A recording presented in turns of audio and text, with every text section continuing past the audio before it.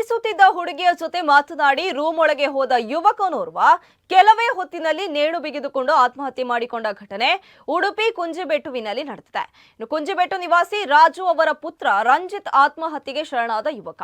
ಜನವರಿ 29ರಂದು ರಂಜಿತ್ ಅವರು ಪೇಂಟಿಂಗ್ ಕೆಲಸ ಮುಗಿಸಿ ಮನೆಗೆ ಬಂದು ಮನೆಯವರ ಒಟ್ಟಿಗೆ ಮಾತನಾಡಿದ್ರು. ಅನಂತರ ತಾನು ಪ್ರೀತಿಸುತ್ತಿದ್ದ ಹುಡುಗಿ ಪ್ರೀತಿ ಎಂಬವರ ಜೊತೆ ಫೋನಿನಲ್ಲಿ ಮಾತನಾಡುತ್ತಾ ಅವರ ರೂಮಿನೊಳಗೆ ಹೋಗಿದ್ದಾರೆ. ರಾತ್ರಿ ವೇಳೆ ಮನೆಯ ವಾಟರ್ ಟ್ಯಾಂಕ್ನ ನೀರು ತುಂಬಿ ಕೆಳಗೆ ಬೀಳುತ್ತಿರುವುದರಿಂದ ಅವರ ತಂದೆ ವಾಟರ್ ಟ್ಯಾಂಕಿನ ವಾಲ್ ಅನ್ನು ಆಫ್ ಮಾಡಲು ಹೋಗುವಾಗ ರಂಜಿತ್ ಅವರ ರೂಮಿನ ಕಿಟಕಿ ತೆರೆದು ನೋಡಿದ್ದಾರೆ. ಈ ವೇಳೆ ಆತ ಫ್ಯಾನಿಗೆ ನೇಣು ಬಿಗಿದ ಸ್ಥಿತಿಯಲ್ಲಿ ಕಂಡು ಬಂದಿದ್ದಾನೆ. ಕೂಡಲೇ ಆತನನ್ನ ಕೆಳಗೆ ಇಳಿಸಿ ಚಿಕಿತ್ಸೆಗಾಗಿ ಮಣಿಪಾಲದ ಕೆಎಂಸಿ ಆಸ್ಪತ್ರೆಗೆ ಕರೆದುಕೊಂಡು ಹೋಗಲಾಯಿತು. ವೈದ್ಯರು ಆತನಿಗೆ 20 ನಿಮಿಷ ಶುಶ್ರೂಷೆ ಮಾಡಿದ್ರು. ಚಿಕಿತ್ಸೆ ಫಲಕಾರಿಯಾಗದೆ ಸಾವನ್ನಪ್ಪಿದ್ದಾನೆ. ಸಾವಿನಲ್ಲಿ ಸಂಶಯವಿರುವುದಾಗಿ ಆತನ ಅಣ್ಣ ರಕ್ಷಿತ್ ಅವರು ನೀಡಿರುವ ದೂರಿನಂತೆ ನಗರ ಠಾಣೆಯಲ್ಲಿ ಪ್ರಕರಣ ದಾಖಲಾಗಿದೆ.